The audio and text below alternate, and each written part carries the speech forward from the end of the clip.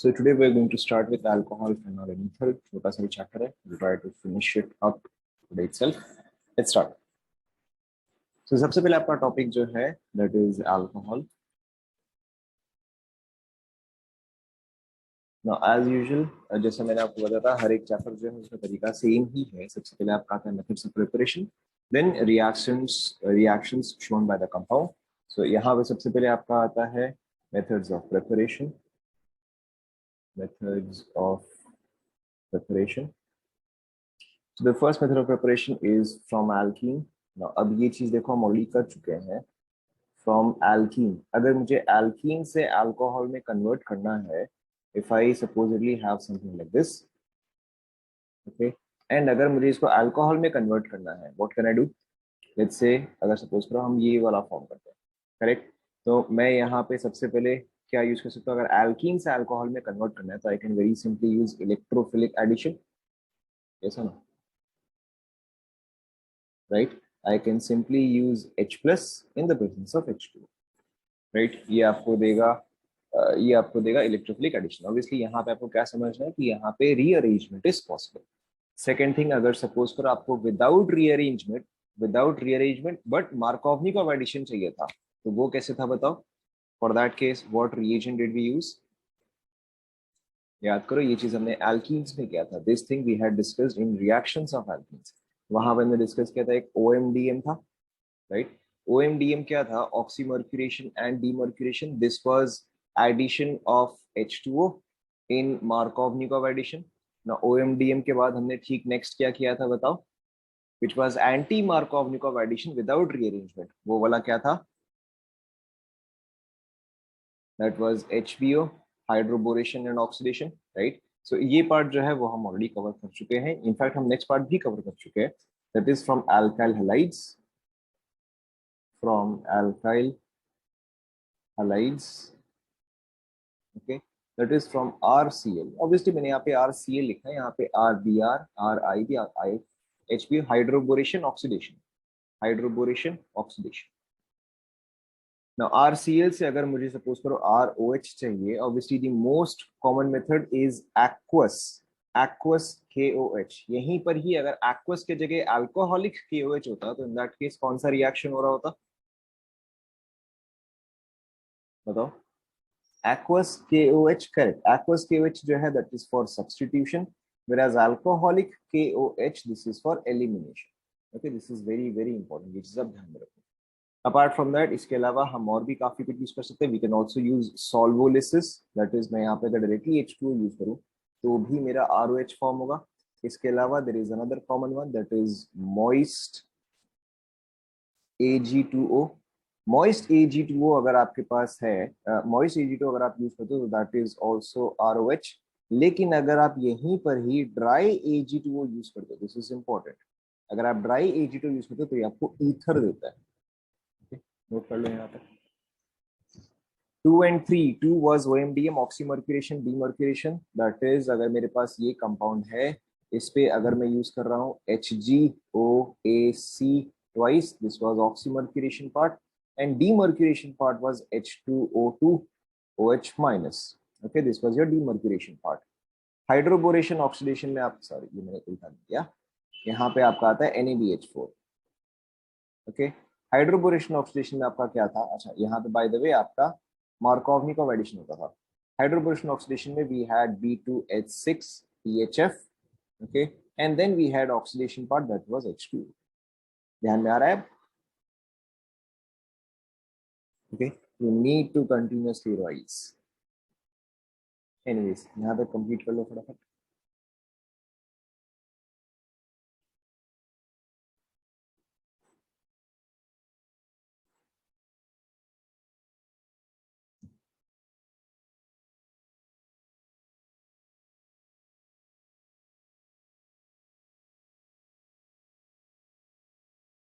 फटाफट करो.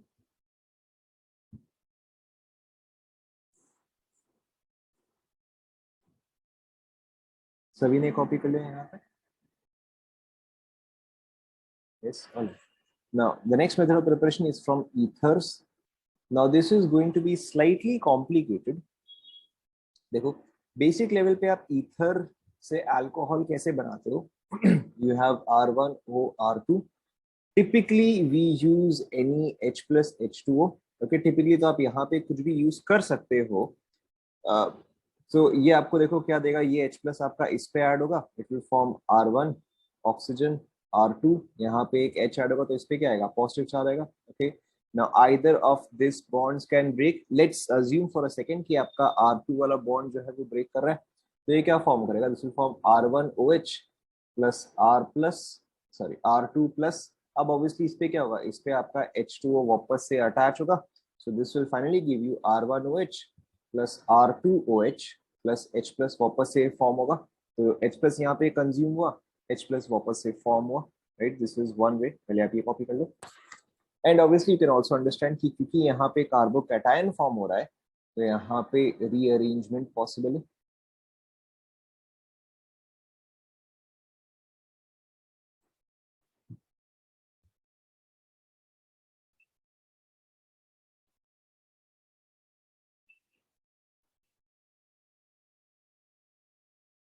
नोट कर लिया?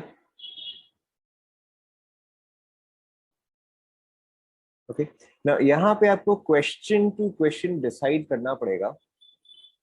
We'll have to look at the question and decide कि कौन सा बॉन्ड ब्रेक होना चाहिए, R1 ऑक्सीजन का बॉन्ड ब्रेक होना चाहिए या फिर R2 ऑक्सीजन का बॉन्ड ब्रेक होना चाहिए.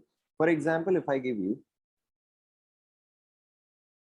for example if we take this compound OCH3, okay, let's call this one as R1, let's call this one as R2. okay, now अब अगर मैं इस पे सेम रिएक्शन करवा रहा हूं तो देखो सबसे पहले तो मेरा क्या फॉर्म होगा, ये फॉर्म होगा. ओके, यहाँ पे आएगा positive charge. Now this is again like I said R1, this is like I said R2. ना अब आप आराम से सोचो, कोई जल्दी नहीं है, बिटवीन R1 एंड R2 कौन सा बॉन्ड ब्रेक होना चाहिए and why. Okay, so one of you has said R2, बाकी लोग बताओ and why. The why part here is extremely important. Migratory का तो कोई यहाँ पे मतलब ही नहीं है, यहाँ पे कार्बोकैटायन थोड़ी ना फॉर्म हुआ है. करेक्ट, सो यहाँ पर देखो आपको क्या समझना है, why R1 bond is sorry why R2 bond is going to break, क्योंकि ये पॉजिटिव चार्ज जो है वो R1 के साथ कॉन्जुगेशन में है. ओके, ये पॉजिटिव चार्ज जो है वो R1 के साथ कॉन्जुगेशन में है, या ऑक्सीजन का इस रिंग के साथ एक पार्शियल डबल बॉन्ड कैरेक्टर है. Okay, which means that this bond is much easier to break in comparison to this one. ये सुनो. ओके, तो यहाँ पे क्या हो रहा है कि यहाँ पे R1 and oxygen have partial double bond character, have partial double bond double bond character, hence oxygen R2 will break. Now ये चीज आपको हर बार क्वेश्चन टू क्वेश्चन समझना पड़ेगा. ओके, विल ब्रेक, जैसे कि इस पर्टिकुलर एग्जांपल में आपका ऑक्सीजन एंड CH3 वाला बॉन्ड जो है वो ब्रेक करेगा. Okay, so it forms basically this compound plus CH3 plus. Obviously CH3 plus जो है वो फर्दर वाटर के साथ कंबाइन करेगा to give you phenol and methanol. Okay, but कौन सा बॉन्ड ब्रेक करता है, this part is slightly important. Anyways यहाँ तक आप पहले कंप्लीट करो, then I will give you one more example. इस पे और भी क्वेश्चन आएगा, बट इस पे और भी क्वेश्चन ईथर में आएगा. Right now we are in alcohols, alcohol में ईथर का इतना डिस्कशन जरूरी नहीं है, बट जब हम ईथर्स पाएंगे उस पर हम और डिटेल में इसका डिस्कशन करेंगे. नोट कर लिया ये वाला? Okay, let's take one more. Suppose करो अगर आपके पास कुछ ऐसा कंपाउंड है. Okay, now I am doing the same thing here. Okay, let's call this one R1, let's call this one R2. चलो मैं यहाँ पे CH3 मेंशन कर दे रहा हूँ. ओके, अब आप बताओ R1 R2 में से कौन सा बॉन्ड ब्रेक करना चाहिए and why.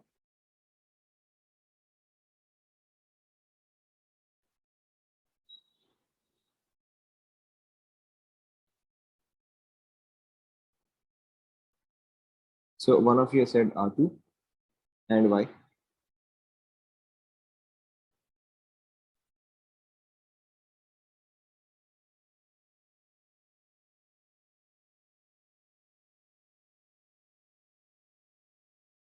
R2 since hyperconjugation.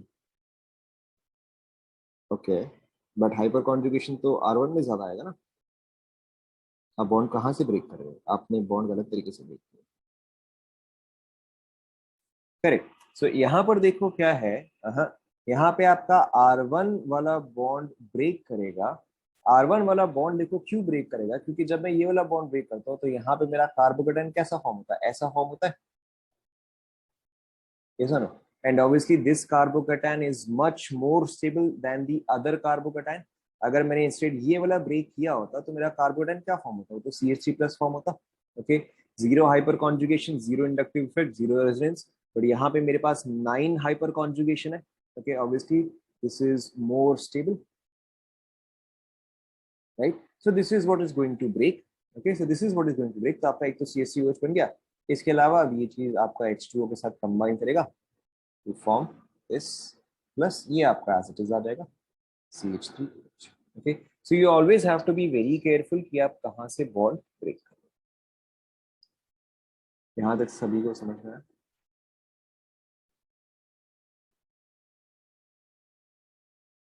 Okay, जब हम ईथर्स पे आएंगे then we will take more examples, but अभी के लिए तो आप इतना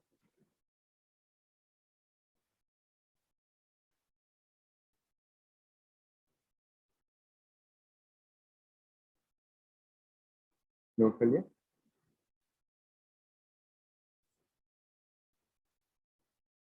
Alright, now so this was number 5 from ethers.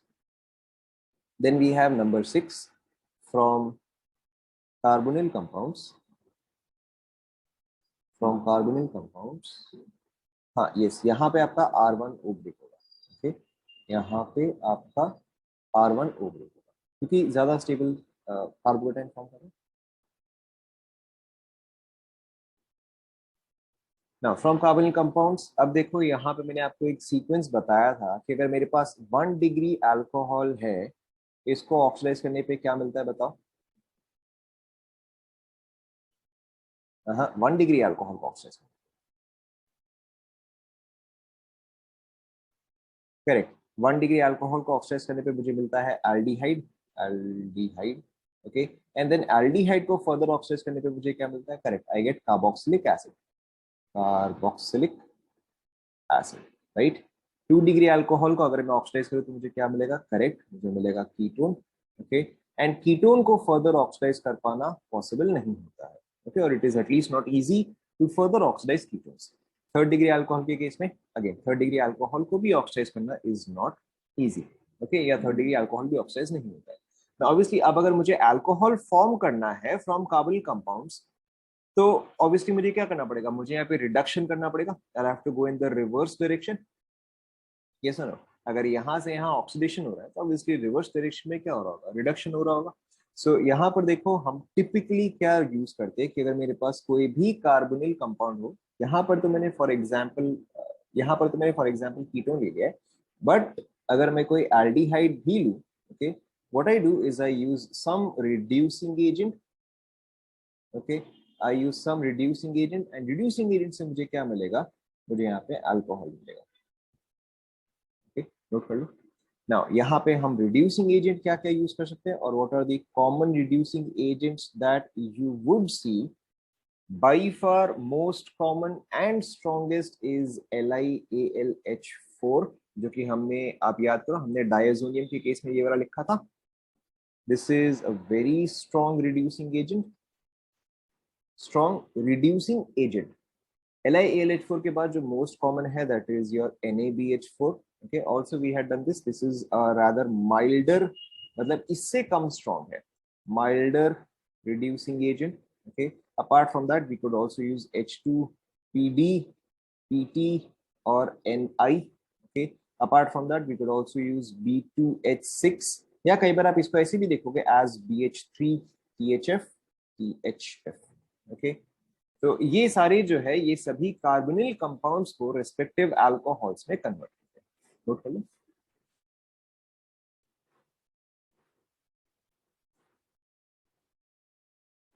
BH3, yes, B2H6, BH3, BH3 THF।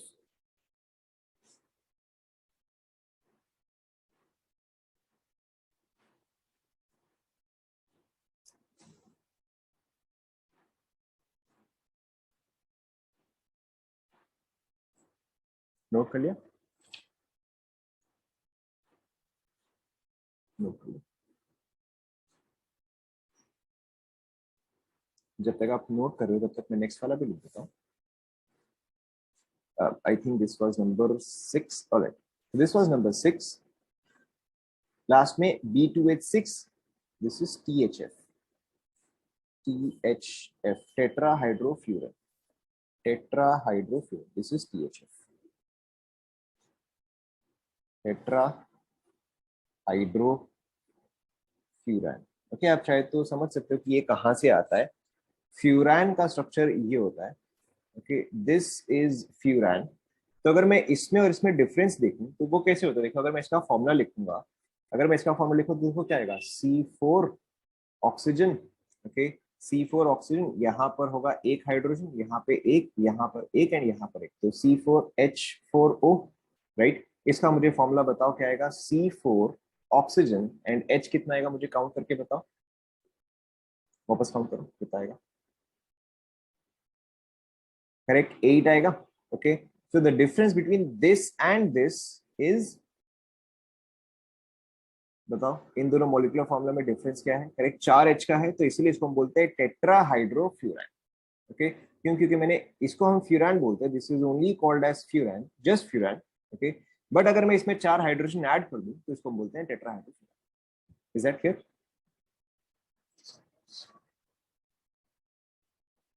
Yes, आपको कॉमन नेम्स याद रखने हैं. कॉमन नेम्स याद रखने से आपका काम काफी इजी हो जाएगा. Done? So this was from carbonyl compounds. The next one is from acid and acid derivative. Okay, यहाँ पर भी इसका method exactly derivative. From acid and acid derivative. Okay, यहाँ पर भी मेथड exactly सेम ही है. अगर मुझे एसिड से अल्कोहल पे जाना है या एसिड डेरिवेटिव से अल्कोहल में जाना है तो भी मुझे क्या करना पड़ेगा. मुझे रिडक्शन ही करना पड़ेगा. Okay, so again I can use acid or acid derivative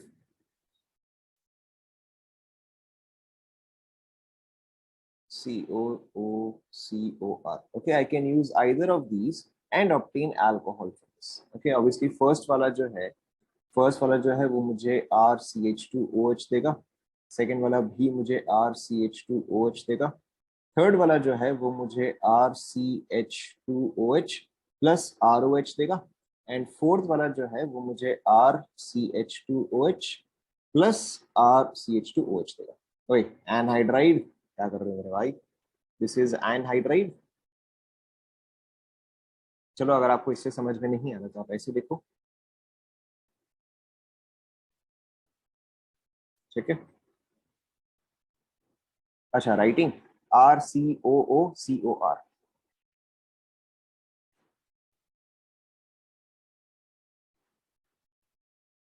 acid और एसिड डेरिवेटिव.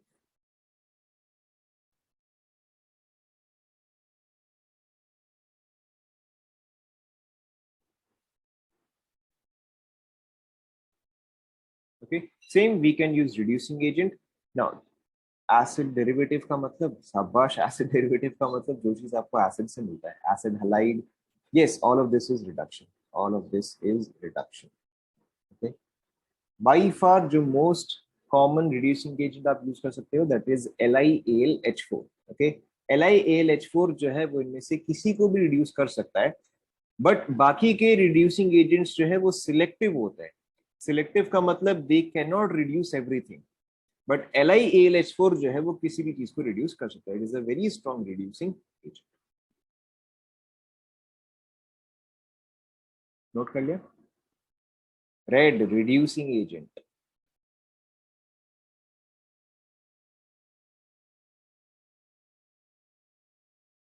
नोट कर लिया यहाँ तक सभी.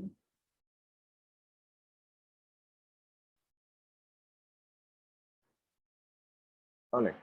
The next one is MPV reduction.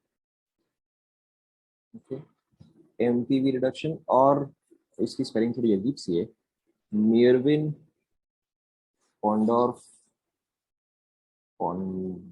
I think यही इसकी स्पेलिंग है, I am not 100% sure. Meerwein Ponndorf Verley reaction, I am not sure, शायद पॉन्डोर्फ की स्पेलिंग गलत होगी, बट बाकी तो मुझे ठीक ही लग रहा है। In any case, so MPV reduction में क्या होता है, this is something you just have to memorise. कि अगर सपोज करो आपको मैंने एक कीटोन दिया है, बिकॉज हम रिडक्शन कर रहे हैं, तो अगर सपोज करो मैंने आपको एक कीटोन दिया है and this is the specific compound that is given in MPV reduction, आपको एमपीवी में एग्जैक्टली यही क्वेश्चन ही मिलेगा, exactly this, not this type, exactly this. And इसको हम रिएक्ट करवाते हैं with aluminium isopropoxide. Okay, this is reacted with aluminium iso, इस पे हमें काम करना है। Okay, aluminium isopropoxide, aluminium isopropoxide, propoxide. Okay, aluminium isopropoxide क्या होता है, आपको आइसोप्रोपेनॉल तो पता है। Okay, this is isopropanol. तो इसी चीज का अगर मैं एनायन बना दूं तो इसको हम बोलेंगे प्रोपोक्साइड। ओके, और अदर आइसोप्रोपोक्साइड, तो aluminium आइसोप्रोपोक्साइड, right. In a solution of isopropanol, ये चीज आपका सॉल्वेंट होता है, सॉल्वेंट। नाउ यहाँ पर देखो क्या होता है, this is important, you have to remember this, this gets reduced and this gets oxidised. क्योंकि अगर कोई एक चीज रिड्यूस हो रहा है तो ऑब्वियसली कुछ और ऑक्सीडाइज हो रहा होगा। Now if this gets reduced, तो बताओ मेरा क्या कंपाउंड फॉर्म होगा, जो कंपाउंड फॉर्म होगा उसका आईयूपीएसी नेम क्या होगा?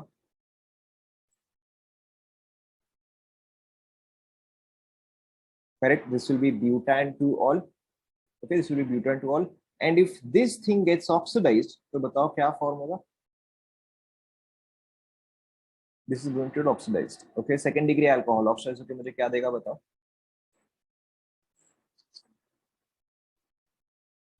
करेक्ट, कीटोन देगा, प्रोपेन टू वन। और प्रोपेन टू वन का कॉमन नेम क्या है, what is the general name we use for propan two one? Correct, we use acetone. Okay, so this is a very specific reaction, ये आपको याद रखना है।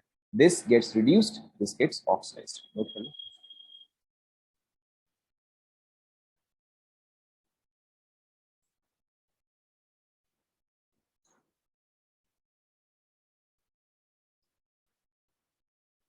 Aluminium isopropoxide, PROPOX, आइसोप्रोपोक्साइड।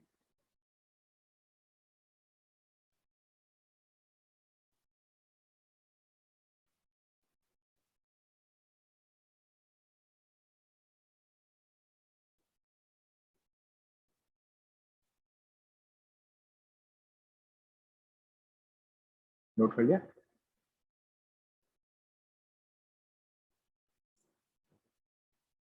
So this was number 8, MPV reduction. Number 9 is diazotization.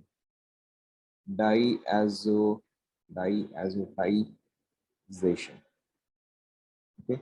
Now यहाँ पर अब आपको क्या याद रखना है कि अगर मेरे पास कभी भी एक अमीन है, डाई एसिटाइजेशन में आप याद करो हमने क्या रिएक्शन यूज किया था, NaNO2 एंड HCl। नाउ जब हमारे पास एरोमेटिक अमीन्स था, in that case it gave me a diazonium salt. मैंने वहां पे क्या डिस्कस किया था, या मैंने आपको वहां पे क्या बताया था कि only aromatic diazonium salts are stable. Okay, but अगर आपके पास कभी भी ऐसा अमीन दिया गया है, okay, something which is not aromatic, in that case the reaction will not stop at diazonium salt. In this case this will directly give you only one product. Okay, in this case ये चीज और diazonium salt form करके stable नहीं रहेगा, it will directly stop only at this, नहीं, not necessarily 1 degree amine. हाँ, मतलब यहाँ पर तो ये 1 डिग्री अमीन है, 2 डिग्री 3 डिग्री का अलग टेस्ट होता है। आप याद करो, आप याद करो, this is basically same as Liebermann nitroso test. Okay, आप याद करो लीबरमैन नाइट्रोसो टेस्ट में क्या था, in that case 1 degree gave you bubbles of nitrogen, 2 degree gave you a yellow oily liquid, and 3 degree क्या था बताओ? 3 डिग्री क्या था, पढ़ लो। Correct, 3rd degree was no reaction. So ये तो बेसिकली सेम रिएजेंट ही हो गया। Okay, NaNO2, right, NaNO2 plus HCl, इसका मतलब क्या हुआ, ये तो आपका बेसिकली NaCl प्लस HNO2 ही हो गया। Okay, so this is same as ये वाला reaction, okay, Liebermann nitroso test. So यहाँ पे आपको क्या याद रखना है कि only aromatic diazonium salts are stable. Diazonium salts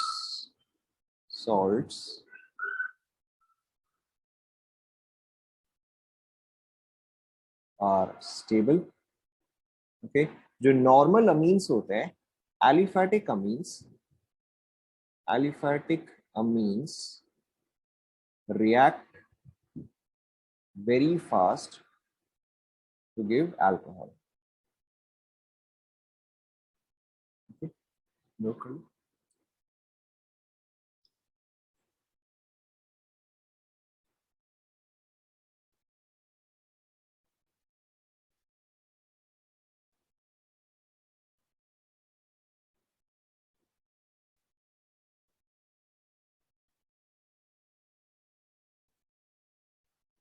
mechanism आपको ऑलरेडी आता है, इसका मैकेनिज्म तो ऑलरेडी हमने डिस्कस कर लिया है। लीबरमैन नाइट्रोसो में चेक करो, हमने ऑलरेडी मैकेनिज्म डिस्कस कर लिया।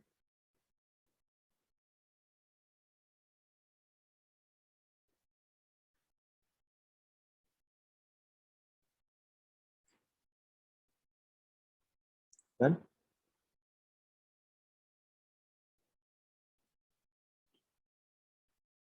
So this was all about methods of preparation. Then we have chemical properties.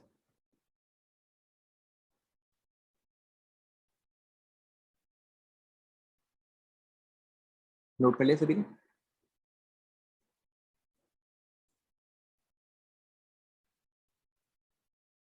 Right. Then we have chemical properties. Chemical properties में by far the most common one is Lucas reagent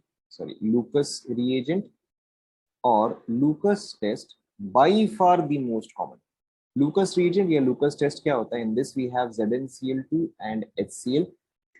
Now यहाँ पर देखो होता क्या है कि when we have ROH and we react it with ZnCl2 HCl, obviously यहाँ पे सबसे पहले आपका क्या होगा? सबसे पहले आपका H plus ऐड होगा. So ROH plus H plus gives you ROH2 positive charge. Next step क्या होगा बताओ? जल्दी नेक्स्ट स्टेप क्या होगा? ऑब्वियसली यहाँ से आपका H2 एग्जिट करेगा, forms R plus, carbocation form हुआ, यानी कि it may rearrange and then R plus जो है वो Cl माइनस का कंबाइन करेगा to give you RCl. So effectively what this means is कि ROH जो है वो फाइनली RCl फॉर्म करता है. Now what part is important here is कि अगर मेरे पास इनिशियली सॉल्वेंट में अगर मेरे पास इनिशियली सॉल्वेंट ROH था तो उसमें RCl is insoluble in ROH. क्योंकि RCl जो है वो ROH की तरह H बॉन्डिंग तो फॉर्म नहीं कर सकता, तो RCl जो है दैट इज insoluble. यानी कि जितना जल्दी RCl रिएक्ट करेगा उतना ही जल्दी प्रेसिपिटेट फॉर्म होगा, ऐसा ना? RCl will form precipitate. If RCl is insoluble, then obviously RCl will form a precipitate. Now हमने एक और चीज डिस्कस किया था कि अगर आपका कभी भी कार्बोकैटायन फॉर्म हो रहा है, then always the formation of carbocation is the rate determining step. कैसा ना? तो यानी कि यहाँ पे आपका RDS क्या हो जाएगा? This is always going to be a rate determining step. And when we are forming a carbocation, so which degree carbocation is most stable? Correct, third degree carbocation जो है मोस्ट स्टेबल है. तो यहाँ पे RDS क्योंकि ये carbocation है तो my third degree is fast in comparison to second degree which is much faster in comparison to first degree. Yes, no? Okay, so यही चीज इसका टेस्ट है. It is this part which is the test of an alcohol. कहने का मतलब क्या हुआ कि अगर आपके पास जो अल्कोहल है, if it is a third degree alcohol, then that case with ZnCl2 HCl, okay, it forms, इसको हम लिखते हैं कैसे? it forms white turbidity, it forms white turbidity, यहाँ पे टर्बिडिटी का मतलब प्रेसिपिटेट ही है, वाइट टर्बिडिटी।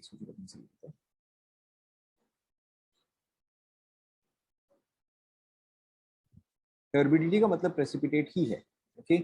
इंस्टेंटली, क्योंकि थर्ड डिग्री जो है वो तो फास्टेस्ट रिएक्ट करेगा, थर्ड डिग्री अल्कोहल है तो फॉर्म्स वाइट प्रेसिपिटेट और white turbidity instantly.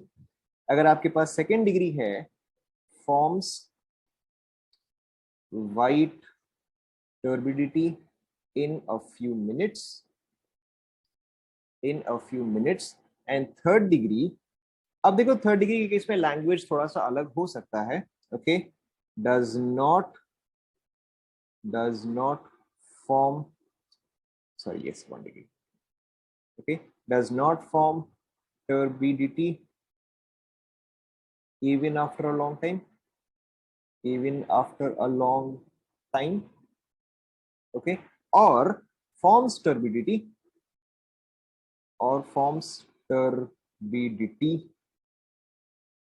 after a long time, okay.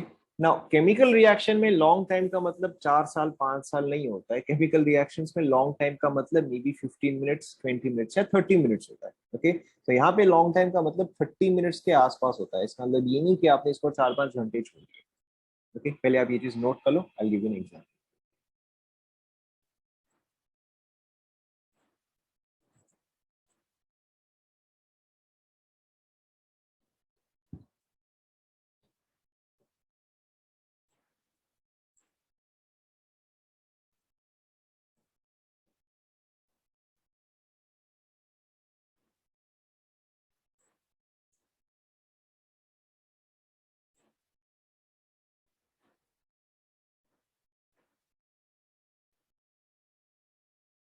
Note कर लिया,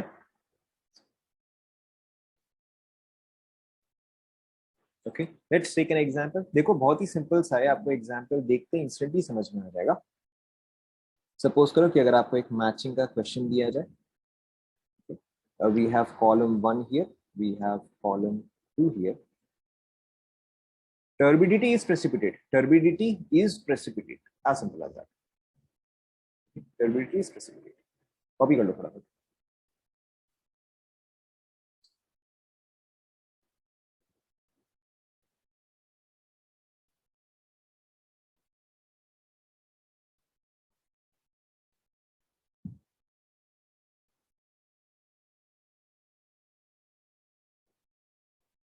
रिएक्शन ये वाला स्क्रीनशॉट ले लो आप एक बार के लिए,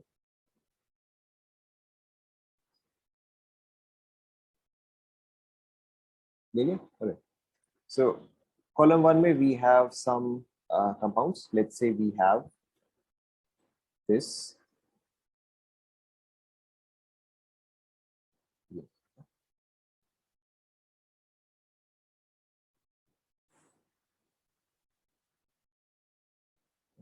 एंड कॉलम 2 में आपको क्या दिया हुआ है,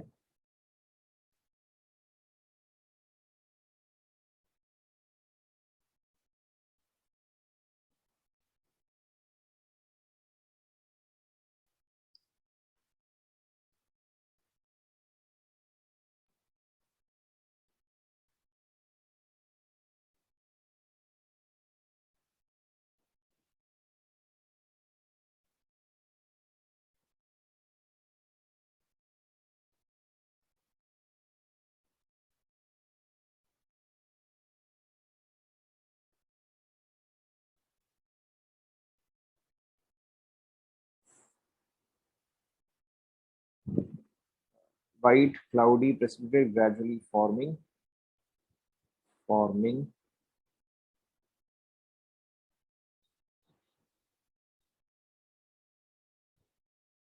ओके, ट्राई करो।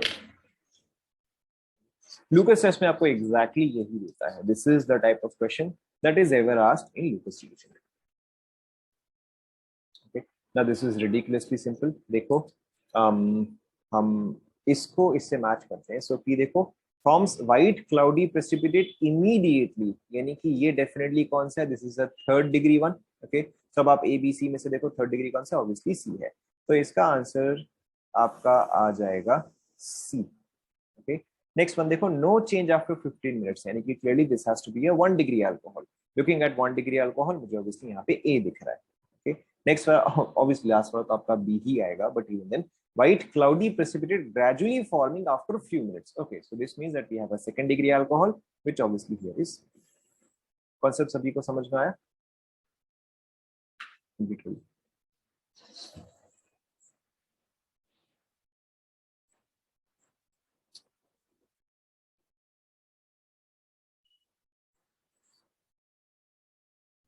Is that clear?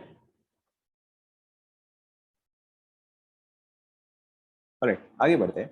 So this was the first one, that was Lucas reagent or Lucas test. The next one is reaction.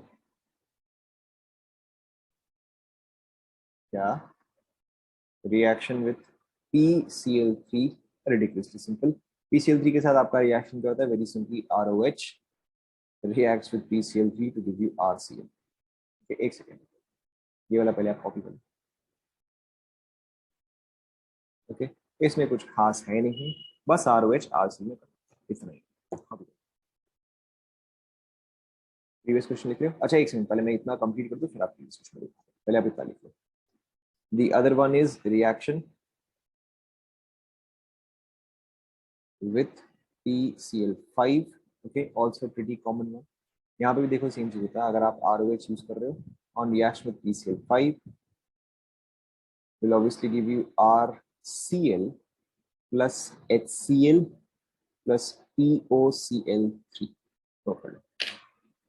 कई बार एक्चुअली आपको इन दोनों में डिफरेंस पूछ लेता है कि PCl3 आपको क्या प्रोडक्ट देता है, PCl5 आपको क्या प्रोडक्ट देता है, या for reduction of x moles of, sorry reduction नहीं, for reaction of x moles of alcohol how many moles of PCl3 और PCl5 इज रिक्वायर्ड. सो ये चीज है.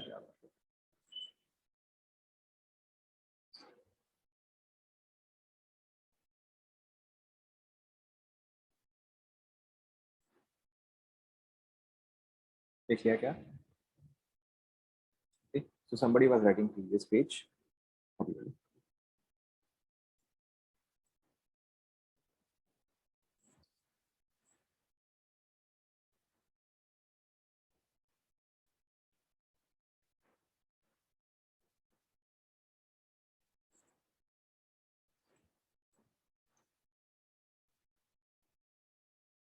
किसी और का ये पेज बाकी है?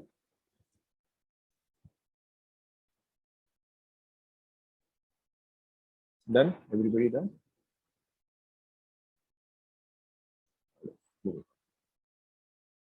किसी का बाकी है तो screenshot. Alright, moving on.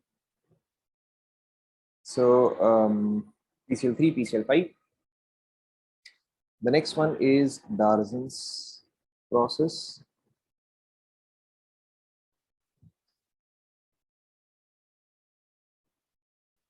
Darzan's process, yeah, same चीज, Darzan's reaction. Obviously, I know हर कोई इसको Darzan ही बोलता है. ग्राफ आप इस पे ध्यान दो. So Darzan's process में क्या होता है? Now this is in particular important because this is stereospecific reaction. यहाँ पर अगर आपके पास let's say MEH deuterium and OH है, this is important here. अब अगर आप इस पे यूज करते हो सिर्फ SOCl2, okay, if you use only SOCl2, it gives an SNI reaction. Okay, it gives an SNI reaction, substitution nucleophilic intramolecular. Okay, intramolecular. Now यहाँ पे आपको क्या याद रखना है कि इंट्रामोलिकुलर रिएक्शन में the configuration is retained. Okay, here the configuration is retained. Deuterium. This is deuterium. यहाँ पे configuration is retained. Whenever I use only SOCl2, the reaction is SNI, important here, and the configuration is retained. लेकिन अगर मैं यहीं पर ही use करूं SOCl2 and pyridine, extremely important. कई बार question आपको इसी पे ही कंफ्यूज करता है. Okay, SOCl2 and pyridine, in that case SN2 reaction takes place, and obviously अगर SN2 reaction हो रहा है तो configuration क्या होगा बताओ? SN2 में हमेशा configuration क्या होता है? करेक्ट, 100% इन्वर्जन होता है. तो यहाँ पे आपका कॉन्फ़िगरेशन इन्वर्टेड आएगा, इनफैक्ट 100% इन्वर्टेड आएगा. तो यहाँ पर देखो मेरा प्रोडक्ट क्या फॉर्म होगा कि Cl इस पोजीशन पे एंड मिथाइल इस पोजीशन पे। ओके, एक्सट्रीमली इंपॉर्टेंट, हर बार आपको इसी चीज में ही क्वेश्चन दिया जाता है।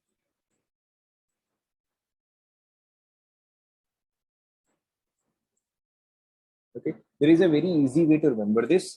अगर एक है तो वाई आई, अगर आप वन लिखते हो तो आप आई लिखते हो, राइट। एंड अगर दो है तो ऐसे लिखते हो, right. Much easier way to remember.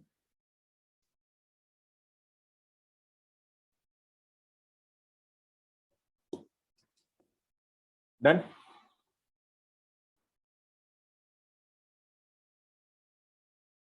Now fifth one, fifth one is reaction with HI। ना ये तो आप ऑब्वियसली समझ सकते हो, this is basically a reaction of some acid। मेरे पास कोई भी अल्कोहल हो, दिस इज प्रीटी ऑब्वियस। मेरे पास कोई भी अल्कोहल हो, अगर मैं इसको HI के साथ रिएक्ट करूँ, तो यहाँ पर तो मैंने फॉर एग्जांपल आपको HI दे दिया है, बट अगर मैं HCl HBr किसी के साथ भी रिएक्ट करूँ तो मुझे क्या देगा बताओ? करेक्ट, अल्काइल हैलाइड देगा। So this will give me RI plus RI plus H2, right. Now this particular is important क्योंकि देखो कई बार क्या होता है, आपको कुछ इस तरह का कंपाउंड दे देगा। Okay, now here if I use HI, sorry sorry मैंने गलत कर दिया, OH, OH। आप इंट्रामोलिकुलर किसकी बात कर रहे हो, SiO2 की बात कर रहे हो?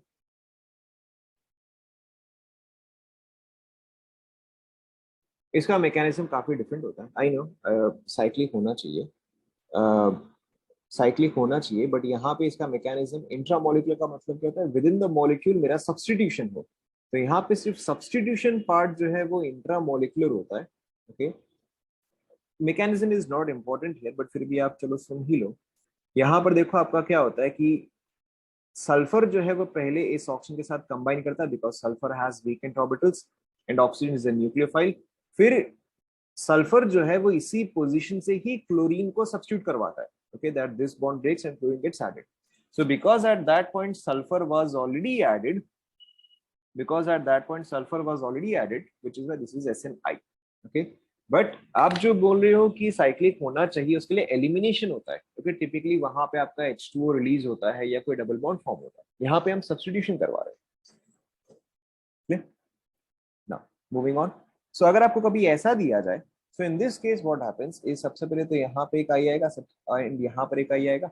बट आप याद करो, जब हमने रेड फॉस्फोरस HI पढ़ा था, ओके, जब हमने रेड फॉस्फोरस HI पढ़ा था, तो वहां पे हमने क्या देखा था कि RI बॉन्ड जो है वो तो बहुत इजीली ब्रेक कर सकता है। ओके, तो यहाँ पर क्या होता है, यहाँ पर भी आपका RI बॉन्ड जो है वो काफी इजीली ब्रेक करता है।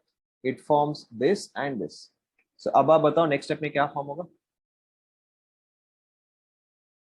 करेक्ट, अब आपका नेक्स्ट स्टेप में ऑब्वियसली यहाँ पे डबल बॉन्ड फॉर्म होगा। So this gives you ethane. Copy कर लो। Now, obviously, this reaction may further continue. Okay, this reaction may further continue to give you finally this one. Okay, so I know this is a very confusing question, but this is a very popular question as well. Popular.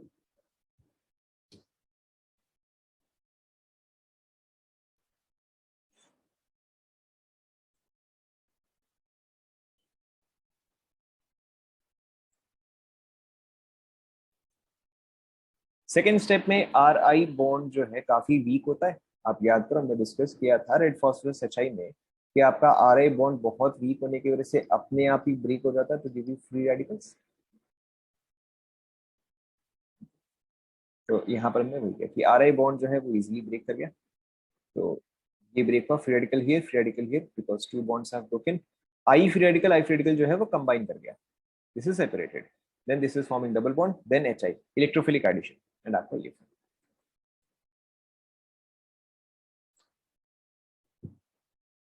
Is it clear?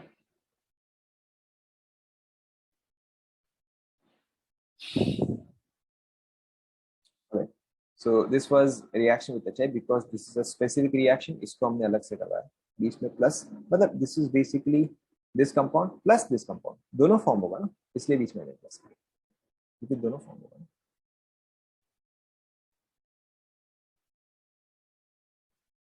Okay, now next, is your Victor Meyer test. इस पे भी काफी commonly question आता है. Victor Meyer test, also called as RBC test. Okay, now this is by far the most easy thing. यहाँ पे देखो आपको क्या समझना है कि अगर आपके पास एक 1 डिग्री अल्कोहल है एंड अगर मैं इस पे विक्टर मायर टेस्ट करूं, या अगर आपके पास 2 डिग्री अल्कोहल है, अगर मैं इस पे विक्टर मायर टेस्ट करूं, and if you have a 3rd degree alcohol, we do a Victor Meyer test on this ridiculously question. Okay, now RBC are colors sort of. Okay, so अगर R है तो कौन सा कलर होना चाहिए? Obviously this has to be red. Okay, B है तो फिर this has to be blue, and C, C is colorless. Okay, so ridiculously simple. Copy कर लो.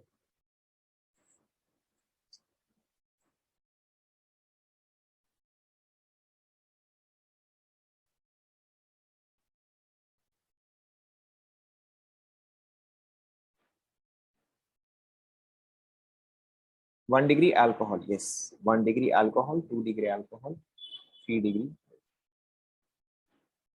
कलर कैसे आइडेंटिफाई किया भाई? तुमको रेड देख के समझ भी नहीं आएगा क्या कि ये रेड है? ऑब्वियसली ये रेड है, ये ब्लू है, कलरलेस बाकी का हो गया. अब कलर ब्लाइंड जो है उसका कुछ नहीं कर सकते. या in that case you have to go with Lucas test.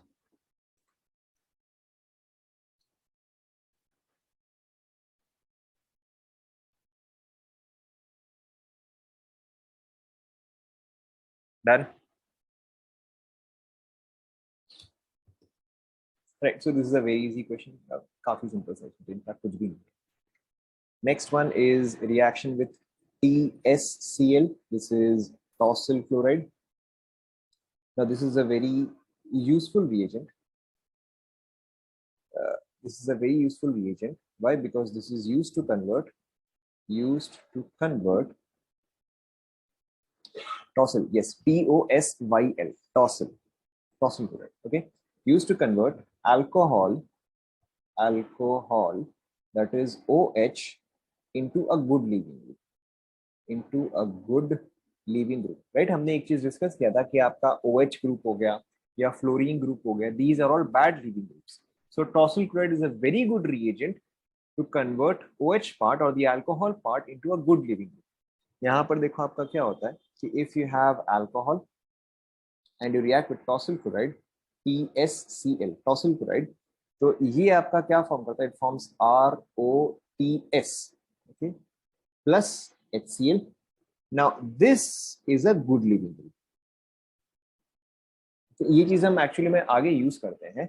Now this is a good leaving group. तो अगर मैं यहाँ पे कोई भी न्यूक्लियोफाइल डालूं तो now substitution becomes very easy. In that case, I will get R some nucleophile plus TSO minus. Copy कर ले.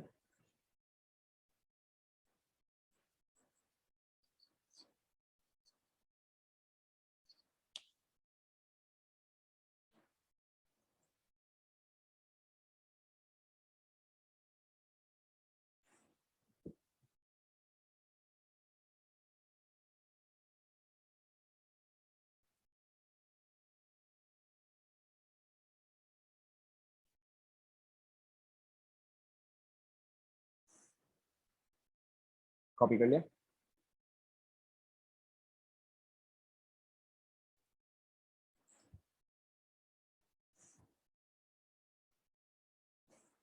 The next one is dehydration. ये वाला पार्ट हम ऑलरेडी कवर कर चुके हैं. वैसे तो सपोज करो अगर मैं आपको ये कंपाउंड दूं एंड अगर मैं इस पे यूज करता हूँ concentrated H2SO4 at a temperature of, क्या टेम्परेचर होता है बताओ? Correct, at 170 degree Celsius. Right now, अच्छा चलो मैं इसको लेबल कर दे रहा हूँ. This is 1, 2 and 3. राइट, बताओ यहाँ पे कहाँ पे डबल बॉन्ड आएगा? करेक्ट, 2 पे आएगा. So in this case it forms this compound. Now when I use Al2O3, now Al2O3 जो है वो आपका E2 मैकेनिज्म से करता है and it gives you Sedzev product without rearrangement. Okay, this will obviously rearrange, but this is Sedzev product without rearrangement. तो बताओ यहाँ पे डबल बॉन्ड कहाँ पे आएगा? ओके wait, वापस सोचो। Saytzeff product, Saytzeff product, not Hofmann product. क्या कर रहे हो? ओके यहाँ पर भी आपका पाई बॉन्ड जो है वो 2 पे आएगा। But when we use THO2, now THO2 proceeds by E1CB mechanism. E1CB mechanism typically हमें क्या चीज मेजर देता है? E1CB typically gives us Hofmann as major. So in this case double bond कहाँ पे आएगा? In this case double bond will be at 3. Correct. Obviously this is without rearrangement. Okay, ये तो हमने कवर कर लिया था।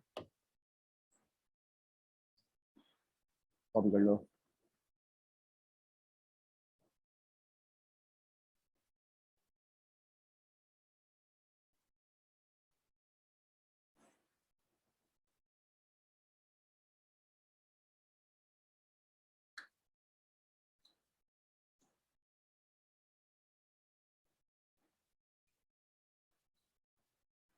कॉपी कर लिया।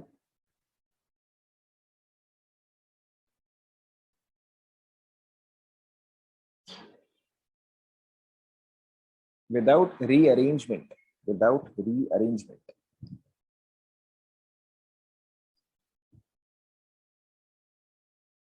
THO2, yes, thorium oxide, THO2.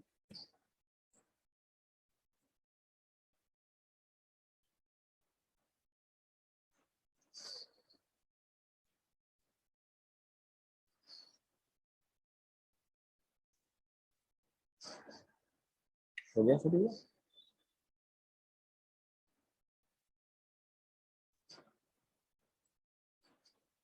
So this was dehydration. The next is oxidation. The next is oxidation. मतलब oxidation reaction भी show करता है. Now again this part we have already discussed. 1 degree alcohol on oxidation gives you aldehyde, and on further oxidation gives you acid. That is, if I have RCH2OH, CH2OH gives you RCHO, gives you RCOOH. 2 degree alcohol gives you ketone. Okay, और इसको further oxidize हम नहीं कर सकते. And then this is basically R1COH R2 on oxidation gives me R1C double bond O R2. इसको हम further oxidize नहीं कर सकते.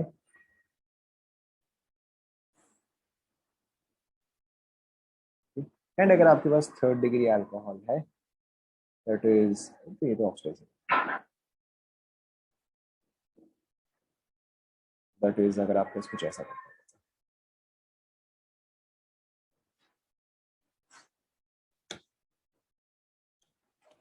Hoffman products are less stable alkenes, Seidzer products are more stable alkenes. आप सिंपली हाइपर कॉन्जुगेशन काउंट करते हो, जिसमें hyper conjugation ज्यादा स्टेबल, जिसमें हाइपर कॉन्जुगेशन कम तो कम स्टेबल.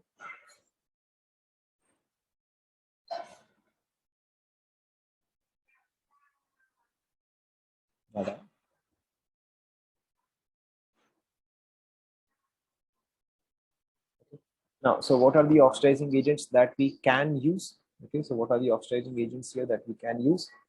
Now, typically अब देखो क्या हो रहा है कि सेकेंड डिग्री अल्कोहल तो मुझे पता है वो चीज कीटोन में ही जाके रुक जाएगा. Okay, second degree alcohol I know will stop at ketone. So irrespective of whether I use a strong oxidizing agent or a weak oxidizing agent, मेरा सेकेंड डिग्री अल्कोहल कीटोन पे ही जाके रुकेगा.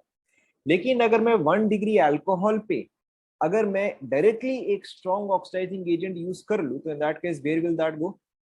करेक्ट, तो उस केस में वो चीज एसिड तक चल जाएगा. Now sometimes we may not want an acid, sometimes we may want an aldehyde. Okay, so in that case हम 1 डिग्री अल्कोहल पे माइल्ड ऑक्सीडाइजिंग एजेंट्स या वीक ऑक्सीडाइजिंग एजेंट्स यूज करते हैं. Okay, so in case of mild oxidising agents आपके कौन कौन से होते हैं? माइल्ड ऑक्सीडाइजिंग एजेंट्स, ओए oxidising agents. So your mild oxidizing agent by far most common is PCC. Okay, PCC stands for pyridinium, pyridinium, pyridinium.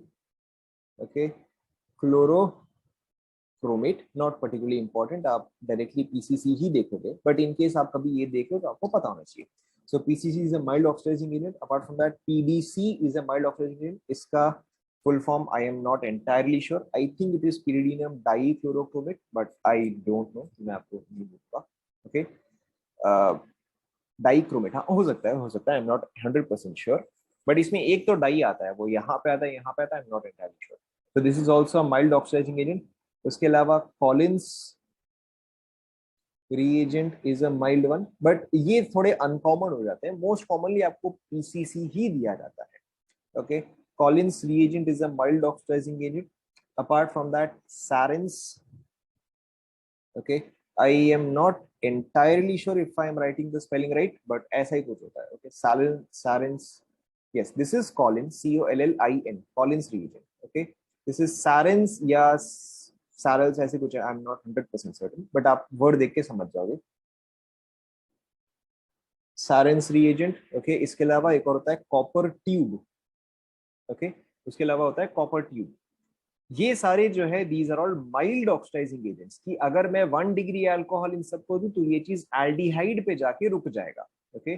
आप ketone पे कुछ भी यूज करो, डजंट मैटर. कीटोन पे आप स्ट्रॉन्ग यूज करो, माइल्ड यूज करो, वो सॉरी 2nd डिग्री पे आप स्ट्रॉन्ग यूज करो, माइल्ड यूज करो, वो कीटोन पे ही जाके स्टॉप होगा. But these all will stop acid at aldehyde. Okay. But if you want directly from aldi, if you want to go directly from alcohol to acid, in that case we use some strong oxidizing agents. Sarets, yes, you are right, Sarets. Okay, Sarets reagent. इसको आप change कर दो, SARET, Sarets reagent, correct. Okay. The next one is strong oxidizing agent. आप word देख के समझ जाते. Saret के नीचे copper tube, copper tube, pyridinium dichromate. ठीक है, I am not entirely sure, but आप इस चीज को लिख लो, आपको पीडीसी ही दिखेगा. अगर आप बोल रहे हो pyridinium डाइक्रोमेट तो चलो इसको लिख देते हैं, but not that important. pyridinium dichromate, CHROMATE. Okay. Now, strong oxidizing agents आपके क्या होता है? By far most common is your KMnO4. Okay, obviously a very strong oxidizing agent. Okay. उसके अलावा we have K2Cr2O7, Cr2O7, obviously a very strong one as well. Okay. Then we have CrO3 and H+. Now ये actually थोड़ा सा confusing सा है. Okay, this is your Jones reagent. Okay. Now ये वाला actually थोड़ा सा confusing सा है because sometimes you will see this behaving as a strong reagent, sometimes you will see this behaving as a mild reagent. In that case you will have to look at your options. Okay, copy कर लो ये सारे.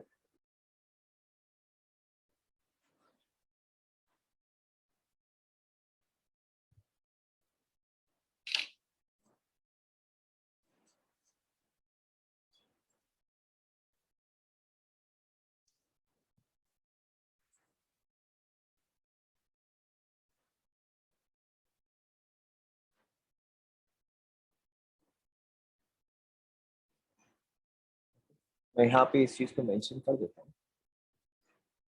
अच्छा, किसी को ऊपर वाला copy करना था, ऊपर वाले में ऐसा कुछ खास है नहीं. Okay. So 1 degree alcohol, Hoffman alkene are less stable.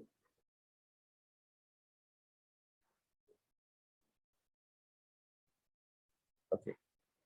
ठीक है. So somebody just mentioned कि with H plus it is a strong reagent. So somebody just mentioned with H plus it is a strong reagent, but CrO3 with pyridine is a weak one. Okay. And NCRT में अगर है तो it must be correct. Okay. So memorize कर लो आप. Like I said कि sometimes this is slightly confusing क्योंकि कई बार क्या ना ये दोनों में जाता है एंड आपको 100% ऐसा नहीं दिया हुआ रहेगा कि अच्छा H plus है या pyridine है, हो सकता है कि आपको नहीं दिया जाए. So always look at your options. 1 degree alcohol पे अगर मैं माइल्ड ऑक्सीडाइजिंग एजेंट यूज करूँ तो ये चीज एल्डिहाइड पे रुकेगा. एंड देन एल्डिहाइड पे अगर मैं strong oxidising agent SOA, strong oxidising agent use करूँ तब जाके ये एसिड पे जाएगा. ओके. बट अगर मुझे डायरेक्टली यहाँ से यहाँ जाना है तो I have to use strong oxidising agent, strong oxidising agent. Okay. But 2 degree alcohol पे मैं कुछ भी यूज करूँ, डजेंट मैटर. आप चाहे माइल्ड यूज करो, आप चाहे स्ट्रॉन्ग यूज करो. Okay, it will end up at ketone. Note कर लो।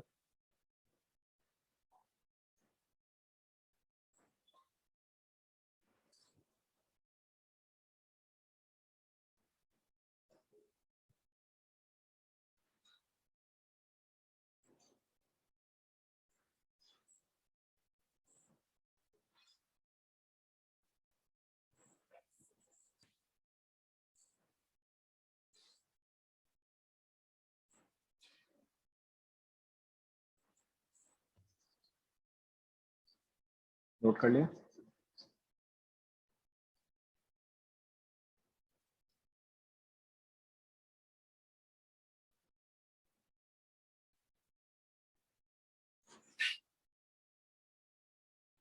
नहीं, CrO3 जो है, somebody just mentioned कि with acid this is strong, with acid this is strong, with pyridine it is weak. So note कर लो। But ये आपका बेस दोनों नहीं आता, you should always check your options.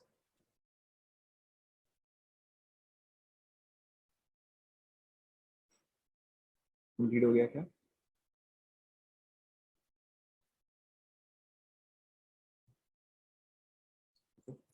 सो अब देखो, वैसे तो मैं फिनॉल स्टार्ट करना चाहता था but we don't have sufficient time, so I don't think we'll start with